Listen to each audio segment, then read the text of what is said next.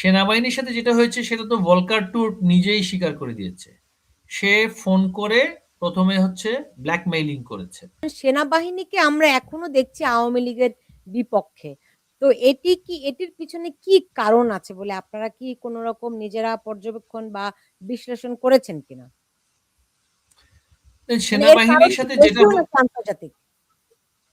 সেনাবাহিনীর সাথে যেটা হয়েছে সেটা তো ভলকার টু নিজেই স্বীকার করে দিয়েছে।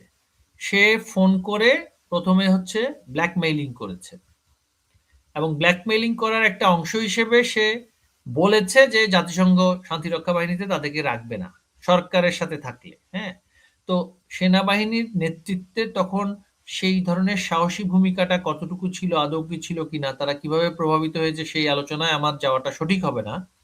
কিন্তু দেখা গিয়েছে তাদেরকে সরাসরি হুমকি এবং ব্ল্যাকমেইলিং এর মাধ্যমে একটা পর্যায়ে তাদের সেটা নিয়েছে। আরেকটা পর্যায়ে হয়েছে যে পারিপার্শ্বিকতা। সেনাবাহিনীর সদস্যরা তো আর দেশের বাইরে নয়, তারাও সমাজের অংশ। সেই ক্ষেত্রে তাদের মধ্যে যেভাবে প্রভাবিত তাদেরকে করা হয়েছে সামাজিক যোগাযোগ মাধ্যমে বা মানে family network, inner circle, friend circle, তারাও প্রভাবিত হয়েছে। সেই প্রভাবিত হওয়ার পর্যায়ে যখন মাঠে তারা নেমেছে বা এখন যেহেতু প্রশাসনের একটা দায়িত্বের অংশ হিসেবে তারা আছে, তারা তো একটা ডিসিপ্লিন ফোর্স। হোম মিনিস্ট্রির এখন অধীনে তারা বলতে গেলে। ডিফেন্স মিনিস্ট্রি শুধুমাত্র ডিপ্লয়মেন্টটা করে বা মানে অ্যাপয়েন্টমেন্ট গুলো করে। এখন কিন্তু তারা ফৌজদারি কার্যবিধিতে যে ম্যাজিস্ট্রেসি পাওয়ার দিয়ে তাদেরকে মাঠে নামানো হয়েছে। অর্থাৎ তারা এই মুহূর্তে স্বরাষ্ট্র মন্ত্রণালয়, আইন মন্ত্রণালয়, অর্থাৎ আমার যে সিভিল অ্যাডমিনিস্ট্রেশন, তাদের শতভাগ নির্দেশনার মধ্যে। এখন যেহেতু তারা সরকারি চাকরি করে, তাদের পক্ষে আসলে নিজে সিদ্ধান্ত নিয়ে সরকারি নির্দেশনা অমান্য করাটা তো সেটা ডিসিপ্লিন ফোর্স সাধারণত করা তাদের পক্ষে সম্ভব হয় না। সেই সুবাদে তারা যাচ্ছেন। আবার এর মধ্যে অনেকে আছে অতি উৎসাহী কর্মকর্তা, যাদের পারিবারিকভাবে বা রাজনৈতিকভাবে সেই ধরনের মানে অ্যালাইনমেন্ট থাকার কারণেও যাচ্ছে। কিন্তু ডিসিপ্লিন ফোর্সের যিনি সর্বোচ্চ প্রধান, চিফ অফ আর্মি, তিনি তো দেশের সংবিধানকে সমুন্নত রাখার শপথ নিয়ে এই পদে বসেছেন। যেখানে আজকে সংবিধানের অবস্থা ত্রাহি ত্রাহি করে দেওয়া হচ্ছে, সংবিধান ছুঁড়ে ফেলে দেওয়া হচ্ছে, রাষ্ট্রের সর্বোচ্চ প্রতিষ্ঠানগুলোকে মানে ধ্বংস করে দেওয়ার কথা বলা হচ্ছে, যেখানে সেনাবাহিনীকে এখন আজকে মানে আমি একটা জায়গায় বলেছিলাম যে ওয়াকার বাহিনীতে পরিণত করছে, আনসার বাহিনীর চাইতে নিচে। হ্যাঁ, মানে পুলিশ বাহিনীর চাইতে মানে খারাপ অবস্থার মধ্যে নিয়ে যাওয়া হচ্ছে। এমত অবস্থায় এই ধরনের অরাজকতা, এই সাংবিধানিক অরাজকতা এবং নৈরাজ্য কিভাবে তিনি প্রধান হিসেবে এখনো সহ্য করে যাচ্ছেন এবং প্রশ্রয় দিয়ে যাচ্ছেন। আমার কথাটা হচ্ছে প্রশ্রয়টা কিভাবে দিয়ে যাচ্ছে, এই মব কালচারকে তিনি প্রশ্রয় দিয়ে যাচ্ছেন বাংলাদেশের ইতিহাসে এটা তার তো নাম কিভাবে লেখা থাকবে। বহু আগে বলেছেন যে ওয়াকার হচ্ছে গিয়ে মব সর্দার। নিজুম মজুমদার, সেনাবাহিনী সম্পর্কে আপনার অবস্থান কি বদলেছে কিছু? আমি সেনাবাহিনীর সম্পর্কে কিছু বলার আগে আমার মনে হয় একটা বিষয় আমি তখন মিস করে গেছি, এটা আমার একটু জবাব দেওয়া প্রয়োজন। এটা আমার পার্সোনাল কারণেও প্রয়োজন, এটা দলীয় কারণেও প্রয়োজন। পার্সোনাল কারণটা হচ্ছে যে নসরুল আহমেদ বিপু ভাই আমার স্কুলের বড় ভাই। কেমন? তিনি আমাদের বড় ভাই এবং আমাদের রেসিডেন্সিয়ালের একজন গর্ব। ফলে তাকে নিয়ে যেই গুজবটা বা যে কথাবার্তাগুলো সামনে আসছে এবং যে বাজেভাবে জিনিসটা ছড়ানো হচ্ছে, কারণ বাংলাদেশ আওয়ামী লীগ দীর্ঘ সময় ধরে এইসব প্রোপাগান্ডা পাত্তা দেয় না, পাত্তা না দেওয়ার কারণে এগুলো জেঁকে বসে। আপনিও আজকে সেই গুজবে আপনি ভেসেছেন। আপনি বলেছেন যে উনি ব্যবসা করে হচ্ছে রেজওয়ানা। আমি নিজে একজন ভুক্তভোগী, আমাকে আর ওদিকে নিয়েন না। নসরুল আহমেদ বিপু না সম্পর্কে আমি নিজে একজন না ভুক্তভোগী। না নসরুল আহমেদ না, শোনেন আপা, নসরুল আহমেদ বিপু সম্পর্কে যদি আপনি ভুক্তভোগী হন, সেটা নিশ্চয় একটা আলাদা ইভেন্ট, আমি সেটা জানি না। কিন্তু যে প্রসঙ্গটা উঠিয়েছেন যে রেজওয়ানা চৌধুরীর ওয়াইফ হাজবেন্ডের কাছে তিনি ব্যবসাটা দিয়েছেন, এটা সর্বৈব মিথ্যা। বিপু ভাইদের যেই গার্মেন্টস এর, তাদের যে গার্মেন্টস, এটা 1992-তে প্রতিষ্ঠা করেছে। আমি জানি না আপনি কতটুকু জানেন, বিপু ভাইরা সে বনেদি ভাবেই তারা ব্যবসায়ী, তারা মোটামুটি বলা যায় একটা বাংলাদেশের অন্যতম একটা ভালো ব্যবসায়ী ফ্যামিলির ছেলে। এমন না যে তারা কোনো টাকা পয়সা হীন ছিলেন। সুতরাং বাংলাদেশে যে আমি বলবো যে ওনারা যথেষ্ট সম্পদশালী ব্যক্তিরাই ছিলেন, এবং সেটা পারিবারিক ভাবে এবং ব্যবসার মাধ্যমে, সেটা হালাল মাধ্যমে। ফলে এইটার সাথে রাজনৈতিক মেশানোর একেবারেই, মানে বঙ্গবন্ধুর আমলেও তো উনার বাবা সেখানে এমপি ছিলেন, তিনি দলীয় পদে ছিলেন। ফলে উনারা ব্যবসায়িক ভাবে ওরকম একটা অবস্থানে ছিলেন। তো 2021 সালে আপনার এই যে আবু বকর সিদ্দিক সাহেব, তিনি তার কাছে বিপু ভাইরা ওই যে মেশিনারিজ গুলো বিক্রি করেছে, বুঝতে পেরেছেন? তো এখন মেশিনারিজ গুলো বিক্রি করেছে 2021 সালে, এই 4 বছর পরে পরে এসে এখন বলছে যে উনার ব্যবসা নিয়ে নিয়েছে। সেখানে উনারা ব্যবসা করবে কি? সব তো পুড়িয়ে দিয়েছে। আর বিপু ভাইয়ের ব্যাপারে আরেকটা কথা আমি পার্সোনালি বলতে পারি, ব্যক্তিগতভাবে বলতে পারি যে বাংলাদেশের একটা ব্যাপার হচ্ছে যে সামনে এসে কথা বললে বা সামনে এসে বললে না না সুলতানা আপা একটু বলা প্রয়োজন। এইটা বলা প্রয়োজন যে বিপু ভাই দলের পেছন থেকে কি করছে না করছে এটা অনেকেই জানে না। আমি অত্যন্ত দায়িত্ব নিয়ে আপনাকে বলি, তিনি তার মতো করে তাকে যে দায়িত্ব সর্বোচ্চ জায়গা থেকে দেওয়া হয়েছে তিনি করছেন, চেষ্টা করছেন। ফলে আমি কোনোভাবে না, আমি একটা কথা বলি, আমি আপনাকে আগেই বলে নিয়েছি আমার একটা পার্সোনাল ইন্টারেস্টের জায়গা আছে। ইন্টারেস্টের জায়গা হচ্ছে উনি আমার স্কুলের বড় ভাই রেমিয়ান। ফলে একজন রেমিয়ান সম্পর্কে যদি কোনো ধরনের গুজব ছড়ায় আমাকে এসে পাবলিকলি সেটার প্রতিবাদ বা সেটার পাল্টা তথ্য দিতে হবে। শুনেন, আপনি পার্সোনালি বলছেন কিন্তু এটা বিষয়টি পার্সোনাল নয়। আমি আপনাকে একটি গল্প বলি। যখন সাকার বাবা ফকা তিনি জেলে ছিলেন, আপনি জানেন যে মুক্তিযুদ্ধের এই পুরো 9 মাস এই ফখরুদ্দিন কি সালাউদ্দিন কাদের চৌধুরীর বাবা যে ফকা চৌধুরী, তারা এই বঙ্গবন্ধু পরিবারকে নানান ভাবে বঙ্গবন্ধুর সঙ্গে অত্যন্ত ঘনিষ্ঠ সম্পর্ক ছিল ফকার। সেখান থেকে এই কথাগুলি আমাকে খন্দকার মাহবুব উদ্দিন বলেছেন।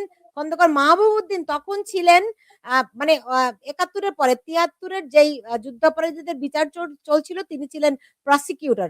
তিনি নিজে আমাকে বলেছেন যে ফকা এরকম জেলখানা থেকে চিঠি লিখেছে যে মুজিব তুমি আমাকে কোথায় পাঠালা, আমি তো এই গরমে থাকতে পারি না। তো বঙ্গবন্ধু তাকে চিঠি লিখে ওই মাহবুব সাহেব সেই চিঠি দেখেছেন? হ্যাঁ, এই খন্দকার মাহবুব উদ্দিনের হাতেই পাঠানো হয়েছে। বঙ্গবন্ধু আবার তার হাতে আরেকটি পাল্টা চিঠি দিয়ে বলেছেন যে চাচা আমার তো কিছু করণীয় নাই, কিন্তু আপনাকে আমি জেলে একটি ফ্যানের ব্যবস্থা করে দিচ্ছি। বঙ্গবন্ধু কখনোই ফজলুল কাদের চৌধুরীকে চাচা ডাকতো না আপা? চাচা ডাকতো? আমার বলার ভাষা হারাপ হয়েছি, বলেন। জি, আমি বলতে যাচ্ছি দেখুন, তারপরে আমি আপনাকে আরো 2-1টি ঘটনা বলতে পারি যাদের নামে হুলিয়া হয়েছিল।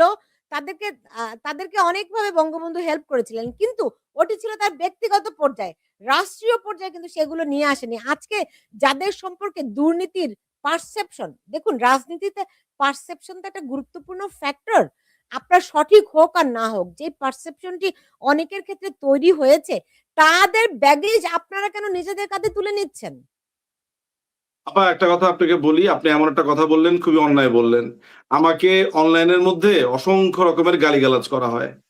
হ্যাঁ, তো আমাকে এখন যদি ওই যেসব গালিগালাজ বা যেসব নোংরা ভাষা ব্যবহার করা হয়, আপনি কি তাহলে বলতে চাইছেন যে আওয়ামী লীগ আমাকে ছুঁড়ে ফেলে দিবে, যে আমাদের ব্যাপারে আপনার বলার দরকার নেই? তাহলে আজকে নফেল ভাই সম্পর্কে যদি একটা পারসেপশন তৈরি হয় আমি সেটা জবাব দিব না? নফেল ভাই সম্পর্কে আমার পার্সোনাল নলেজ আছে, আজকে দীর্ঘ সময় নলেজ আছে। উনার সম্পর্কে উল্টাপাল্টা কথা বললে আমি এসে জবাব দিব না? কারণ উনাকে এককভাবে তো এখানে চিহ্নিত না, উনি আওয়ামী লীগের মন্ত্রী, আওয়ামী লীগের নেতা। আমি আরেকটা কথা নিজুম ভাইয়ের সাথে একটু সংযুক্ত করতে চাই। আপনি একটা তথ্যগত ব্যাপক ভুল আছে বোধহয়। হ্যাঁ, ফজলুল কাদের চৌধুরী কিন্তু পারিবারিক ভাবে আমাদের আত্মীয়, আমরা একই গ্রামের বাসিন্দা। সেক্ষেত্রে বঙ্গবন্ধু তাকে চাচা ডাকবার কোনো প্রশ্নই ওঠে না, কারণ তারা একই সমসাময়িক রাজনৈতিক কর্মী ছিলেন, নেতা ছিলেন। তো সুতরাং তিনি এটা, আমার মনে হয় আপনার এখানে তথ্যগত কিছুটা মাহবুব সাহেব বলেছেন, আপনি শুনেছেন, কিন্তু আমাদের কাছে কিন্তু কোনো ডকুমেন্টেশন নেই। আমি তাই এটা বলছি যে বঙ্গবন্ধু তার কথা তার মানে আত্মজীবনীতে কয়েকবার মেনশন করেছেন, চট্টগ্রামে গেলে তাদের বাড়িতে যেতেন এবং তিনি বিচার প্রক্রিয়ার সাথে তিনি কোনোদিন কম্প্রোমাইজ করেননি। কিন্তু এই কাহিনীটা আসলে আমার মনে হয় মাহবুব সাহেব সঠিকভাবে বলেছেন কিনা বা আপনি শুনেছেন কিনা আমি সেটাতে যাচ্ছি না। তবে আমার মনে হয় এই যে পারসেপশন গুলো তৈরি হয়েছে, স্বাভাবিকভাবেই সেই পারসেপশন গুলো যে মানে আমাদেরকে সেটা ট্যাকেল করতে হবে, এ ব্যাপারে কোনো সন্দেহ নেই। কিন্তু আমরা একেবারে সেটাতে যে বিশ্বাস করবো, পারসেপশন তো ইউনুস তো তৈরি করেছে, আমাদের বাংলাদেশ থেকে $28 বিলিয়ন বিদেশে নিয়ে যাওয়া হয়েছে। এটা কোন পাগলে বিশ্বাস করবে? কোন পাগলে বিশ্বাস করবে 28 বিলিয়ন ডলার বাংলাদেশ থেকে আওয়ামী লীগ?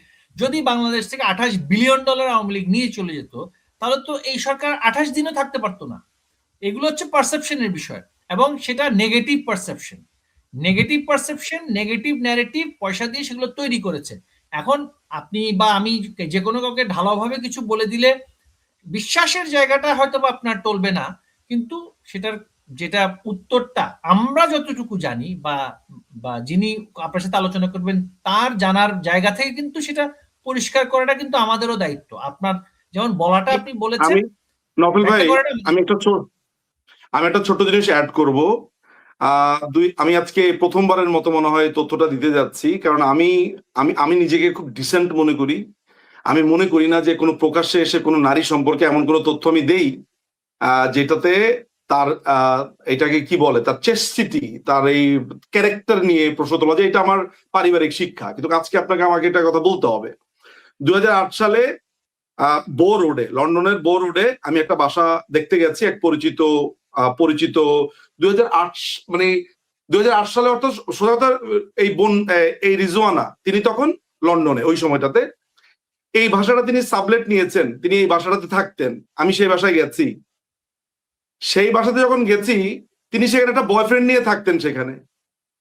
এবং আমি রিজওয়ানাকে যখন এটা আমি যাওয়ার পরে সেখানে আবার আমার একটা পরিচিত ছেলে লতে পড়ে সে ছিল, সে আমারে বলছে ভাই এই বাসাতে উঠেন না। এই বাসাতে এই রাত্রের 10টার পরে 12টার পরে এরা ছেলে বেলে নিয়ে মোটামুটি ড্রিঙ্ক করে ফাটায় ফেলে। এই রিজওয়ানা চৌধুরী ইংল্যান্ডে বোরোডের বাসা, সেই বাসাটাও আমি মানে ভিজুয়াল করতে পারতেছি কোন বাসাটা। আমি কোনদিন এগুলো মিডিয়াতে বলি নাই। শোনেন, আমি বলি আপনাকে, এগুলা তো হচ্ছে এইসব কথাবার্তা বলি না, এগুলো রাজনীতিতে ভালো খায়। এত দিনেও আমি এই কথাটা আজকে প্রথমবারের মতো মনে কোনো একটা চ্যানেলে বলছি। কারণ হলো যে এই যে এখন আমি একটা পারসেপশন গ্রো করি, পারসেপশন হচ্ছে ও পতিতা ব্যবসা করতো রিজওয়ানা। ভালো লাগতেছে শুনতে। আমি এটা বলি নাই, এই কারণে বলি নাই কারণ রাজনীতিটাকে আমি আমার প্রফেশন অনুযায়ী আমি রাজনীতিকে ডিল করতে চাই রাজনীতি দিয়ে, আমি রাজনীতি ডিল করতে চাই তত্ত্ব দিয়ে। আমি কারো পার্সোনাল অ্যাটাক করে পার্সোনাল তথ্য বলে, এখন সে 10টা ছেলে নিয়ে ঘুরলো, কিন্তু আমি ইংল্যান্ডে আজকে 23 বছর, আমার কাছে এগুলা ডাল ভাতের মতো ব্যাপার। কে মেয়ে নিয়ে ঘুরলো, কে ছেলে নিয়ে ঘুরলো। এখন এই লোকটা মানে অর্থাৎ রিজওয়ানার যে হাজবেন্ড, সেই লোকটা টাকাও দেয় না এই বিবু ভাইকে ঠিক মতো, ভাড়াও দিত না।